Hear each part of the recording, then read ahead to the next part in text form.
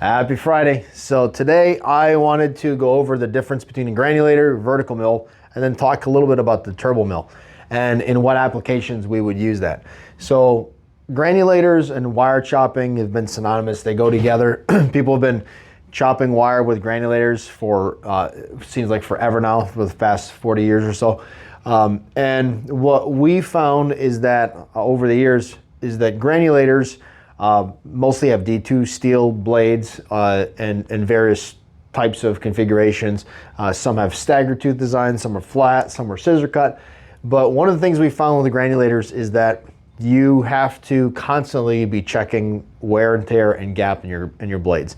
Not necessarily a bad thing, but because of that, a lot of people that have granulators historically have been using them to try to do number one wire, not as much number two because of the attachments and the things where it could damage the blades. So the way a granulator works is some only have one, some have three fixed blades, the stationary blades, and then there's the fly blades. So you end up with a blade in the front, a blade in the back, typically, and then you have a rotor with a bunch of blades on there, and they're just going around and around, and then there's a screen in the bottom, so I'll do my best attempt. So there's a screen like this in the bottom, you have a blade here, and then you have a rotor, and there's blades on this rotor, and as they're coming through, they're cutting the material. I'm not a draftsman, full disclosure. They're cutting against these blades and against this blade, and then the material falls through the holes in the screen down into a bin in the bottom with the pipe, and then it gets vacuumed out. So typically this is it, and then you have the chamber, and then the material goes into the granulator through the front, most likely conveyor. That's how a granulator works. So this works really good for high volume, number one wire, stuff that's nice, chunky, even smaller wires that's clean. So copper or aluminum, but no attachments. What happens when you start getting attachments, like brass attachments or some zinc die cast, those pieces are much harder, and when they come in here, they chip the blades, and the chipping is not such a big deal if you have a couple chips here and there, but those chips can add up pretty quickly and affect your gap, and then you're no longer cutting the wire, you're just basically smearing it against that blade. So guys that do a lot of high volume granulating, they will gap their blades at the end of every shift. They're going to check that, or in some really high volume applications, they'll just change the blades and gap them all together. So that's for the granulator. So vertical mill, I'm actually going to do a top-down view first. So it is a rotor, and we have a screen inside. They're like pie shapes, so these are all have little holes in them.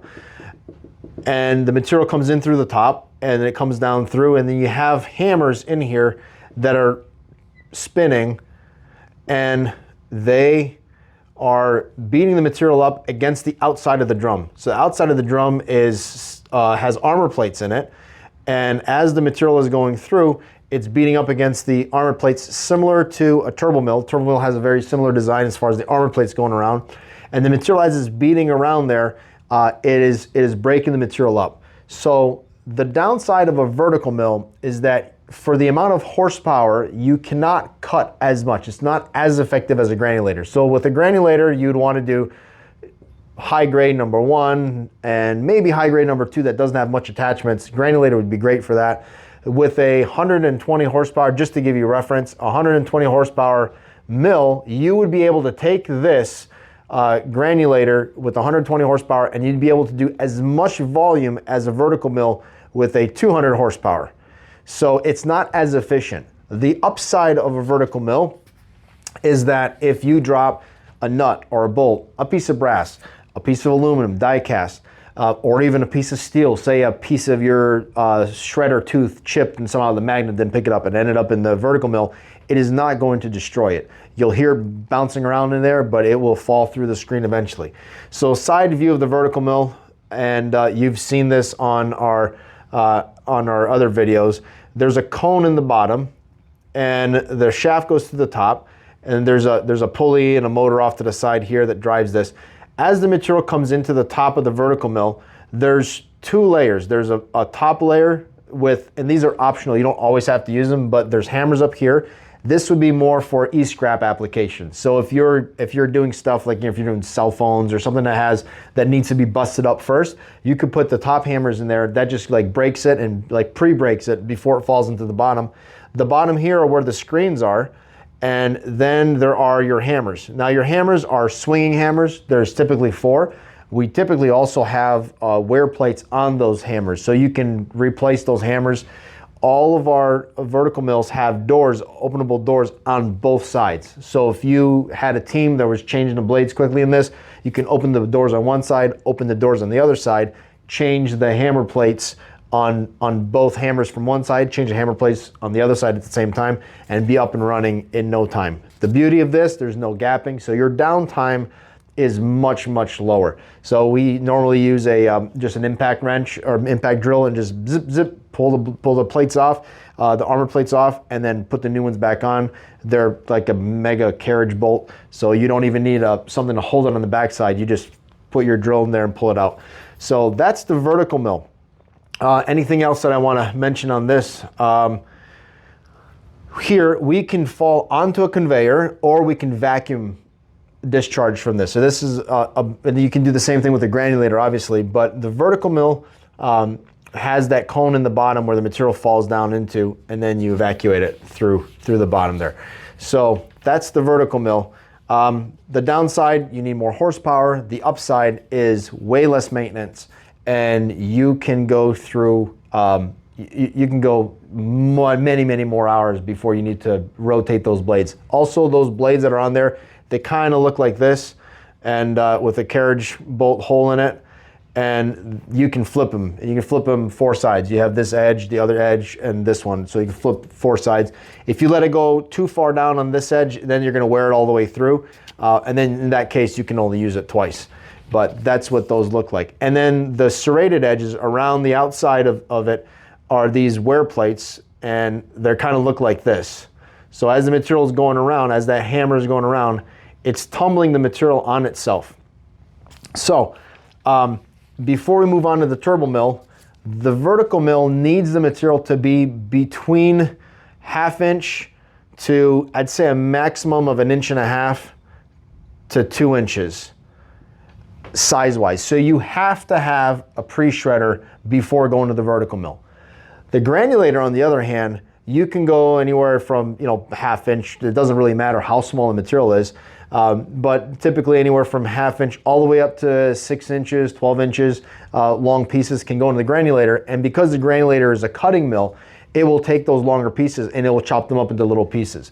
So you're going to get more volume through a granulator by chopping it smaller before it gets in the granulator, and it's the same for the vertical mill. However, the vertical mill needs the material to be smaller to begin with, and the reason for that is that because it's not cutting the material on the inside, it's rolling it. There's some ripping action happening, but if you were to take a long piece, say a 12-inch piece of wire, and put that into the vertical mill, it would try to turn that whole piece into a ball. It might break it into 2, but then you end up with these big nuggets of copper, which might not sound like a bad thing to have, but when you're trying to get everything to be uniform and look like a chop, having a piece of chunk of copper like that is not what you're looking for. You want everything to be uniform and look more like chops. So I think I've covered everything here. If there's any questions on these two, just put them in the comments. We'll try to make a follow-up video to discuss your questions. The turbo mill, really, you need the material to be anywhere from a 1/4 inch to 1/2 inch, maybe 1 inch max. The turbo mill acts very similar to the vertical mill. You have a rotor that looks something like this, and you'll have a bunch of paddles on them. It kind of looks like a squirrel cage fan. They're kind of staggered. Again, my drafting skills are not awesome. I don't get paid for that. So this here spins. There's a rotor that goes through this, and that spins like this. And if I do the side view, it is a rotor like this, and all these little paddles are sticking out here. And there's multiple rows of paddles as it goes through. The material typically comes in through one side, and then it evacuates on the opposite side. So material would come in through the bottom of the mill here and would evacuate on the other side. Now, as material is coming in through here, it's cycling around. It's going around and around and around all the way through until it exits here. You can make your material be bigger or smaller based on your speed. And your speed will, the centrifugal force, the higher your speed is, the more centrifugal force, and the material will stay in the mill longer. It'll take longer for the material to get there because it's fighting. You have a vacuum that's pulling off of here, and you're trying to pull the material through here. If you're spinning the rotor slowly, there's not a lot of strength pulling back. It's just going all the way through. If you speed up that rotor, the material wants to stick to the sides, and it takes a lot longer for the material to go through, and then you'll end up with smaller material. Now, this mill here, the hammers are, or the blades in here are not, they don't swing. They're not swinging blades, they're fixed blades. On the vertical mill, those big hammers I was talking about earlier, they swing back and forth off the rotor. So if you hit something that can't move, this blade will bend backwards.